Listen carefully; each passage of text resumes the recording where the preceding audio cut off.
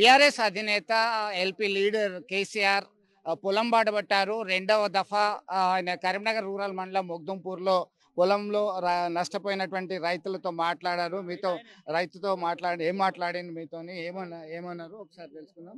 చెప్పండి, ఏం పేరు మీ పేరు? ఏం మాట్లాడారు? నర్సే ఏం మాట్లాడినారు సార్? ఎకరానికి 25,000 గవర్నమెంట్ చేద్దాం అన్నాడు.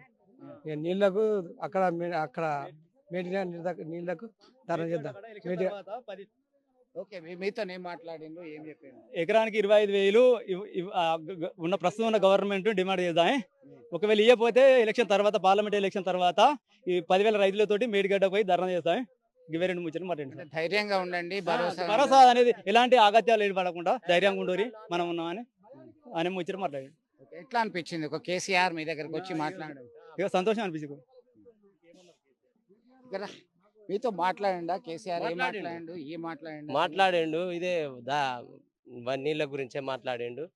బాగా ఇబ్బంది ఉన్నది అని అంటే తీసుకొద్దామని ధైర్యంగా ఉండాలని మాట్లాడిండు.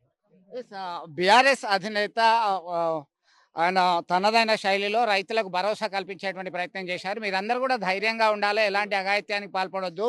25,000 రూపాయలు ఎకరాన పంట నష్టం పోయినటువంటి రైతులకి నష్టపరిహారం ఇవ్వాలని చెప్పి డిమాండ్ చేద్దాము, ప్రభుత్వం మెడలు వంచుదామని చెప్పేసి రైతులకి అండగా ఉంటాం మేము అని చెప్పి ఆయన స్పష్టం చేశారు. ఎన్నికల తర్వాత ప్రభుత్వానికి వ్యతిరేకంగా మేడిగడ్డ ప్రాజెక్టు దగ్గర అవసరమైతే మనం ధర్నా చేద్దాం పెద్ద ఎత్తున. ఖచ్చితంగా ఈ ప్రభుత్వానికి వ్యతిరేకంగా పోరాటం చేద్దాం, రైతులకు అండగా ఉండేది బీఆర్ఎస్ పార్టీ, బీఆర్ఎస్ ప్రభుత్వం మాత్రమే అని చెప్పేసి ఆయన భరోసా కల్పించేటువంటి ప్రయత్నం చేశారు. దాదాపు 4 గంటల సమయం లేటుగా వచ్చారు.